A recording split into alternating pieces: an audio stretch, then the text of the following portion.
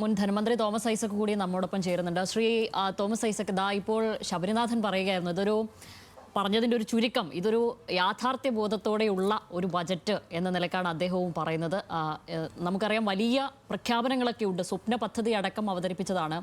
അത് മിഷൻ സമുദ്രയുണ്ട്, അതിനുള്ളിൽ knowledge Valley ഉണ്ട്, മറ്റൊന്ന് ഈ പറയുന്നത് പോലെ ഉമ്മൻചാണ്ടി ആരോഗ്യ ഇൻഷുറൻസ് പദ്ധതി തുടങ്ങി വലിയ വലിയ വമ്പൻ പുതിയ പേരുകളിലുള്ള പുതിയ ലോകത്തെ കൂടി അഭിസംബോധന ചെയ്യുന്ന പുതിയ യുവാക്കൾക്കടക്കം വലിയ അവസരങ്ങൾ തുറന്നിടുന്ന വലിയ പദ്ധതികളുണ്ട്. അപ്പോൾ അതുകൊണ്ടുകൂടിയാണ് ഈ ബജറ്റിനെ പിന്നീട് ഏറ്റവും പ്രധാനപ്പെട്ടതായി തന്നെ മുഖ്യമന്ത്രി വി ഡി സതീശൻ ഇതിനെ വിശദീകരിക്കുന്നത്, ഒരു രൂപ പോലും നികുതി കൂട്ടാത്ത ഒരു ബജറ്റ് എന്നുകൂടി അദ്ദേഹം പറയുന്നുണ്ട്. അത്തരത്തിൽ ഇതിനൊരു വലിയ സ്വീകാര്യത ഇതിന് വരുത്തുന്ന രീതിയിലുള്ള ഒരു അവതരണം കൂടി ഇതിലുണ്ടായിട്ടുണ്ട്. അത് ഈ കാര്യങ്ങളൊക്കെ ഒരു സർവ്വതല സ്പർശിയായ ഒരു ബജറ്റ്, ജനപ്രിയ ബജറ്റ് എന്ന നിലയ്ക്ക് ഇതിനെ അവതരിപ്പിക്കുകയാണ് ചെയ്യുന്നത്. തീർച്ചയായും പ്രതിപക്ഷത്തെ സംബന്ധിച്ച് ഇത്തരം ആഖ്യാനങ്ങളെയും ഇത്തരം വ്യാഖ്യാനങ്ങളുമൊക്കെ നിങ്ങൾ എങ്ങനെയാണ് കാണുന്നത്? ഇതിനെ എങ്ങനെയാണ് മുൻ ധനമന്ത്രി എന്ന നിലയ്ക്ക് കൂടി താങ്കൾ ഈ ബജറ്റിനെ വിലയിരുത്തുന്നത്?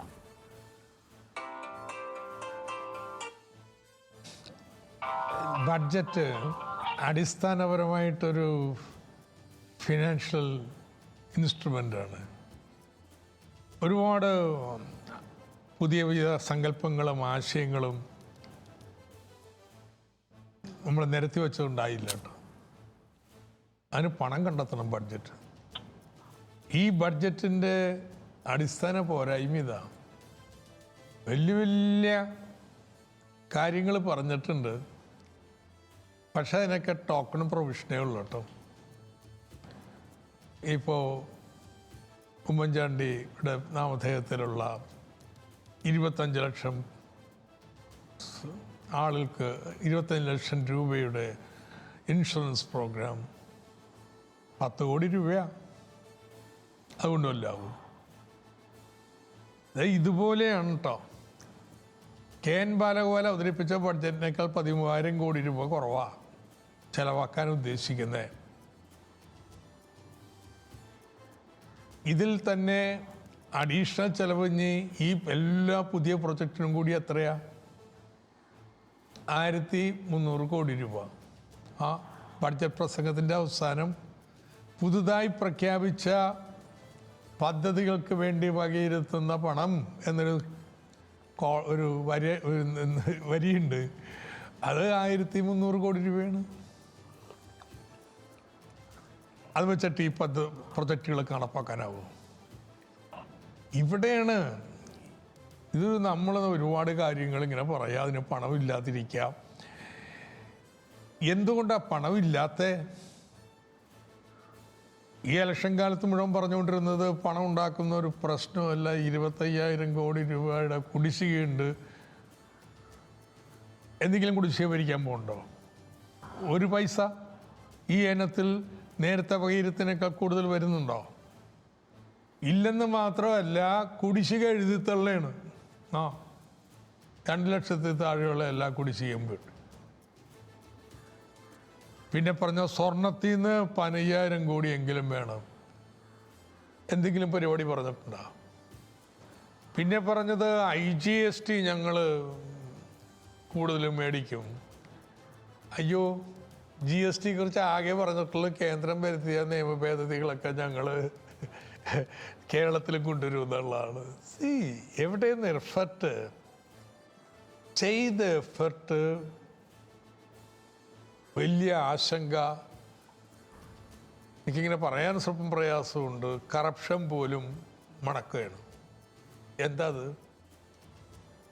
കേരളത്തിലെ കൃഷിക്കാരെ സഹായിക്കാൻ വേണ്ടി നമുക്ക് ഹോർട്ടി വൈൻ എന്നും പറഞ്ഞൊരു ഇനമുണ്ടാക്കി, പ്രത്യേക ഇനമുണ്ടായി നിർവചിച്ച് അതിന് 86% പലിശ നികുതി ചുമത്തി കൃഷിക്കാർക്ക് ഉണ്ടാക്കാം, വിൽക്കാം, ലൈസൻസ് കൊടുക്കും.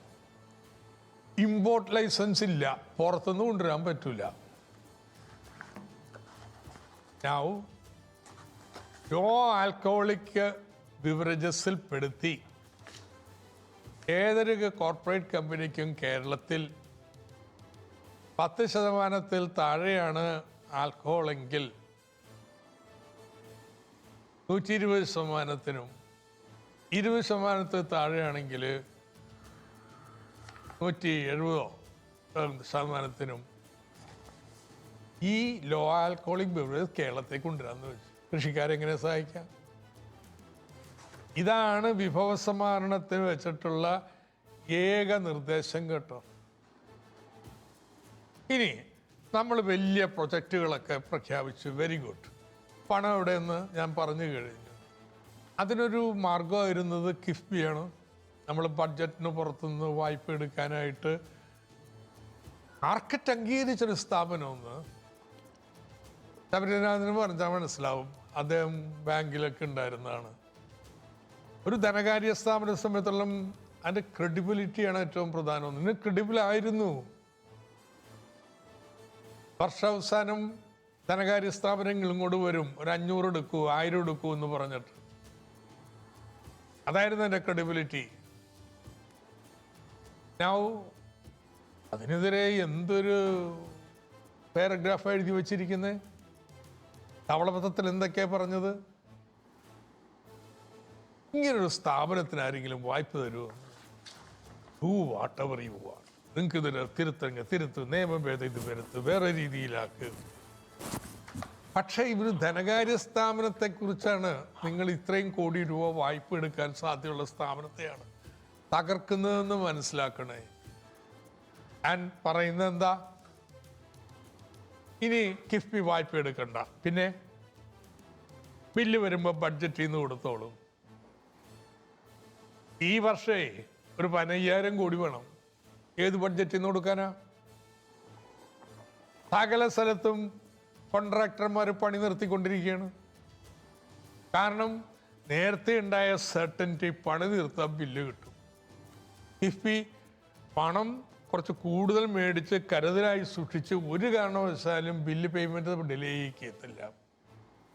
ഇപ്പോഴോ അത് പോയി. അപ്പം ഇങ്ങനെ വലിയ വലിയ ആശയങ്ങൾ ഉണ്ടാക്കിയിട്ട് കാര്യമില്ല കേട്ടോ. ഇതിനുള്ള മാർഗം, ധനമാർഗം കണ്ടെത്തണം. അങ്ങനെ ഒരു ചിന്തയില്ല. ആദ്യം വേണ്ടതായ ചിന്തയല്ലേ, ബഡ്ജറ്റിൽ വേണ്ടതല്ലേ. അതല്ലെങ്കിൽ നമ്മൾ രാമേശ്വരം ക്ഷൗരം പോലെ ഓരോരോ പ്രൊജക്റ്റ്, അതിന് 1 കോടി രൂപ, ഇതിന് 10 കോടി രൂപ, ഒരു ആശുപത്രി, 2 മെഡിക്കൽ കോളേജ്, 2 കൂടി 90 കോടി രൂപ, 2 മെഡിക്കൽ കോളേജ് സ്ഥാപിക്കാനേ. ഈ രീതിയിൽ രാമേശ്വരം ക്ഷൗരം പോലെ പദ്ധതി പ്രഖ്യാപിക്കുകയും അതിനൊക്കെ കയ്യടിയൊക്കെ മേടിക്കുകയും ഒക്കെ ചെയ്ത് ഗംഭീരമാണെന്ന് കരുതിയിരിക്കാൻ കിട്ടും. പക്ഷെ ഇത് വലിയ തിരിച്ചുപോക്കാണ്, ടോക്കണിസത്തിലേക്കുള്ള തിരിച്ചുപോക്ക്. എന്തുണ്ടെങ്കിലും നമ്മുടെ പശ്ചാത്തല സൗകര്യങ്ങൾ അടിയന്തരമായിട്ട് മുന്നിൽ കൊണ്ടുവരണം. അതിൻ്റെ ഫലമായിട്ട് സ്വകാര്യ നിക്ഷേപമൊക്കെ കൂടുതൽ വരണം കേരളത്തിലേക്ക് എന്നുള്ള കാഴ്ചപ്പാടിൽ നിന്നുള്ള നയമാറ്റം. സ്വകാര്യ നിക്ഷേപമൊക്കെ വേണം, ഞാനതിന് തരുന്നതല്ല കേട്ടോ. സ്വകാര്യ നിക്ഷേപത്തെ ആകർഷിക്കാനാണ് ഈ പശ്ചാത്തല സൗകര്യം എല്ലാം ഉണ്ടാക്കണേ. പക്ഷേ റെയർ എർത്തിലേക്ക് വേണ്ട കേട്ടോ.